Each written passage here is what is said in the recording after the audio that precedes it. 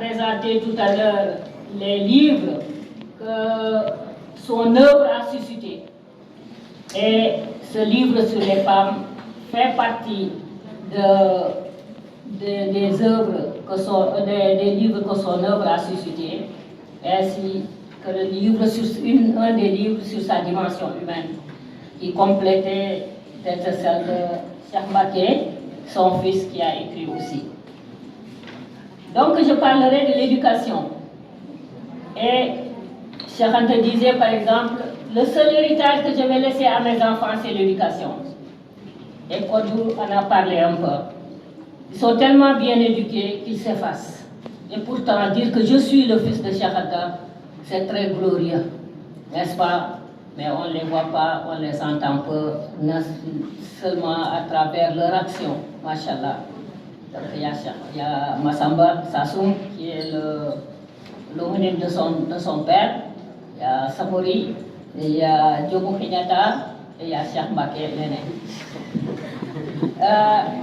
Donc si nous entendons que l'éducation populaire est un courant de pensée et d'action sociale visant l'émancipation individuelle et collective en dehors des institutions sociales classiques et qu'elle favorise l'apprentissage par l'expérience, le débat et l'auto-organisation permettant ainsi de comprendre le monde pour le transformer et lutter contre les inégalités, nous pouvons affirmer que Cheikh Anta fut un éminent éducateur dans ce vaste champ.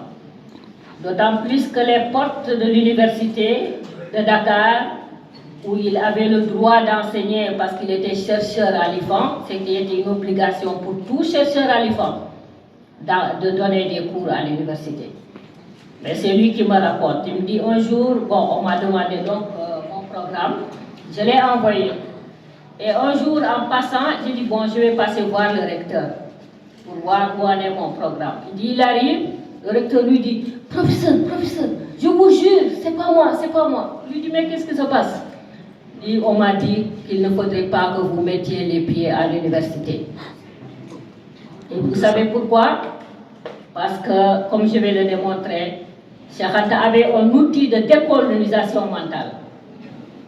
Les Africains étaient mentalement atteints par l'esclavage, la colonisation et leur idéologie d'infériorisation. Et en ce moment, l'université, ce n'était pas une université de Dakar, c'était l'université africaine. Elle comptait les étudiants de 23 nationalités. Et comme je disais tantôt, quand Cheikh Anta a terminé sa soutenance de thèse pendant 7 heures de temps, un journaliste lui a demandé, cher professeur, qu'est-ce que vous allez faire à présent? Il a dit, je rentre chez moi. Et une semaine après, il était au Sénégal en 1960. Et son seul objectif, c'était d'éduquer cette jeunesse africaine-là, qui était dans l'université de Dakar. On lui a dit non, tu ne viendras pas. Cependant, ça ne l'empêchera pas d'éduquer plusieurs personnes, comme a dit Kodou. Mais pour éduquer, il faut connaître le serment de la science jusqu'aux dents. C'est l'une des citations les plus connues. Mais il ne dit pas seulement, il ne recommande pas, il l'a suivi. Il ne s'est pas contenté de recommander, il l'applique d'abord à cette exigence. Il s'applique d'abord cette exigence. Ce faisant, il acquit énormément de diplômes, dont 2 baccalauréats, un en sciences et un en lettres, dans une situation extraordinaire d'ailleurs, parce que contestant tout le temps ses professeurs, il était renvoyé de tous les lycées du Sénégal. Il était au lycée Vango, il agaçait les professeurs, c'est lui qui me raconte. Il dit, quand le professeur disait quelque chose, quand il rentrait, il expliquait à sa grand-mère. Sa grand-mère disait, il fait rek. Elle lui racontait exactement comment ça s'est passé. Et lui s'empressait le lendemain de rencontrer le professeur pour lui dire, en fait, ce que vous avez dit, c'était pas exact, etc., etc. Donc on l'a envoyé au lycée de Saint-Louis, qui est actuellement le lycée Lamine Gueye ou Thiam Sédou. Et de là-bas aussi, il continuait la même attitude. On l'a rayé de tous les universités, de tous les lycées du Sénégal. Sa mère, son Magat, paix à son âme, l'inscrivit au cours, comment on dit ça? Voilà. Et il passa son bac au mois de juin. Je ne sais pas c'est lequel qu'il a commencé, certainement scientifique parce qu'il était en scientifique. Et au mois d'octobre, il passa le deuxième bac. Et c'est ce génie-là qui a fait que Lamine Gueye, qui était maire de Dakar, lui donna une bourse pour qu'il aille en France étudier à l'âge de 25 ans, c'est-à-dire en 1946. Ce faisant, il acquit énormément de diplômes, dont 2 baccalauréats, un certificat en chimie générale, un autre en chimie appliquée, un doctorat S-lettres, un doctorat d'état en égyptologie, une spécialisation en physique nucléaire, ainsi que des recherches et des publications en linguistique. Il fit aussi preuve de militantisme en offrant son savoir à l'Afrique malmenée par l'esclavage, la colonisation et leur idéologie. Donc, Cheikh Anta s'est lancé dans l'éducation populaire. D'abord, l'éducation des étudiants en France. Bouba a parlé de la FEANF. Il éduquait, c'est-à-dire c'était un éveil des consciences. Et il éduquait également à travers ses formations politiques, c'est-à-dire le FNS, le Front National Sénégalais, le BMS, 2 qui ont été interdits par Senghor, et le RND qui n'a pas eu son récépissé durant tout le règne de Senghor au Sénégal. Donc, il éduquait les masses populaires parce qu'il disait que les consciences africaines sont tellement marquées par l'idéologie d'infériorisation colonialiste que sans une déconstruction de cette idéologie, rien ne se fera. Il dit, par exemple, dès le Xe siècle, il explique par exemple l'origine d'une civilisation africaine.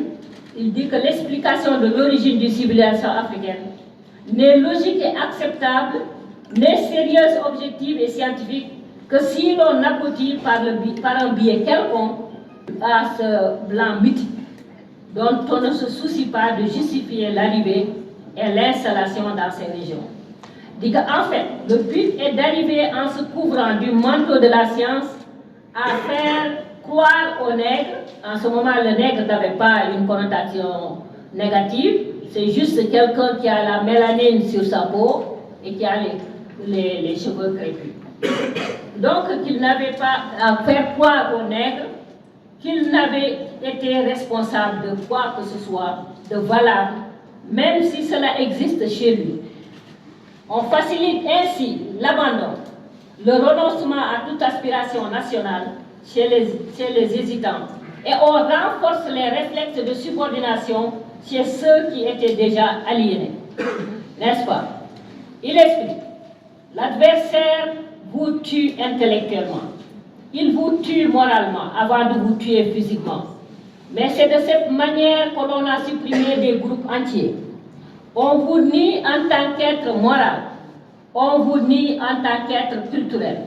On ferme les yeux, on ne voit pas les évidences, c'est-à-dire votre talent, votre intelligence, vos capacités.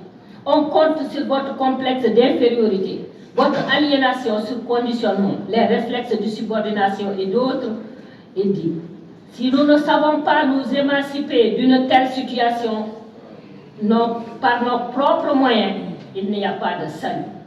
En d'autres termes, dans un processus d'aliénation culturelle, l'oppresseur enlève à l'opprimé l'estime de soi. Ainsi pourra-t-il mieux le dominer politiquement, l'exploiter économiquement et l'humilier culturellement.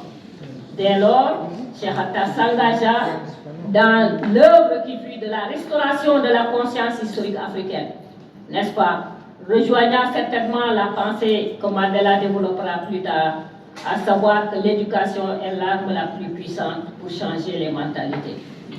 Donc Cheikh Anta fut un éducateur des masses populaires, un éveilleur de conscience des élites Et ça, Pathé Diagne le dit, il n'y a pas l'un d'entre nous qui n'a pas été éduqué par Cheikh Anta, soit en histoire, en égyptologie, etc., etc. Il n'est personne aujourd'hui, dit-il, qui de manière ou d'une autre n'ait pas été sensibilisé au discours de Cheikh Anta sur l'Égypte négro-pharaonique, la bombe atomique sud-africaine et l'apartheid, la reconquête du désert, le poids des richesses hydroélectriques ou minières de l'Afrique centrale dans le devenir de monde. C'est dire que Cheikh Anta a éduqué les élites, n'est-ce pas? Éducateur également, je parle sous le contrôle de Penamo, qui était une militante du RND, les gens de HLM, n'est-ce pas? Nous avions un groupe culturel et les militants étaient là. Cheikh Anta nous formait aux valeurs politiques, nous formait aux valeurs humaines. Il nous disait que l'homme ñu wax sa papa bu ko wax papa jàmbur. Il nous disait li ngeen di wax na nekk xar-xaru doj. Vérifiez toujours avant de parler, n'est-ce pas Penda? Alors, c'était un éducateur historique. Il a déterré l'histoire africaine et l'a remis sur pied alors que les colonisateurs l'avaient mis sur la tête. N'est-ce pas? C'est un éducateur en valeurs humaines. Cheikh Anta, rien qu'à le regarder, si tu es intelligent, tu deviens humble. Ma première rencontre avec Cheikh, bon, ce serait là, bon, je vais y revenir, parce que je vois éducateur en genre. Il montre que le genre dont on parle aujourd'hui, l'équité homme-femme, ne nous vient pas de l'Occident, bien au contraire, comme l'a si bien démontré Nesrine. Les femmes avaient le pouvoir dans l'Égypte antique. Les femmes nubiennes avaient le pouvoir. Et ça c'est venu aussi dans les sociétés, bon, quasi modernes, je ne sais pas comment les qualifierait, parce qu'au Sénégal, on a vu les reines dont elle a parlé au Wallo, la reine Aline Diata, la reine Pokou en Côte d'Ivoire, etc., etc.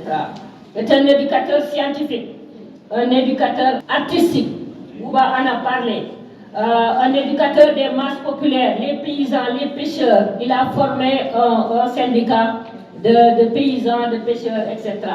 Son legs est immense et nous devons nous approprier de cet immense legs que Cheikh Anta nous a laissé. Non pas pour faire un culte de la personnalité, ce qu'il n'aime pas, d'ailleurs, mais parce que les idées de Cheikh sont fondamentales pour la renaissance culturelle et scientifique de l'Afrique. Donc, comme le disait le grand journaliste, historien que vous devez connaître, ne serait que par sa voix, Elikia Mokolo, il dit: l'Afrique a produit depuis plus d'un siècle un nombre significatif et une variété remarquable de talents historiens, professionnels et philosophes de l'histoire. Mais aucun assurément n'a connu de son vivant, ni après sa mort, la notoriété de Cheikh Anta Diop. J'entendais le président de la République en remettant les récompenses au lion que ku def lu rëy am lu rëy, ku sell ku baax ni Cheikh Anta doo ko gas suul. Les autres pays, par exemple, moi quand j'étais à la conférence d'Alger, j'ai rencontré des Camerounais, mais qui font un travail extraordinaire, n'est-ce pas? Ils ont par exemple la société savante Cheikh Anta Diop. Ils ont les éditions Cheikh Anta Diop. Donc les autres pays, comme le disait Bouba, sont en avance sur nous. Et aujourd'hui, il faudrait que nous, vous surtout la jeunesse, que vous militiez, que vous fassiez des pétitions, que vous demandez, vous êtes experts dans les réseaux sociaux, que vous demandez à l'État du Sénégal, surtout qui se dit souverain, d'introduire l'enseignement de Cheikh Anta dans l'éducation. Je vous remercie.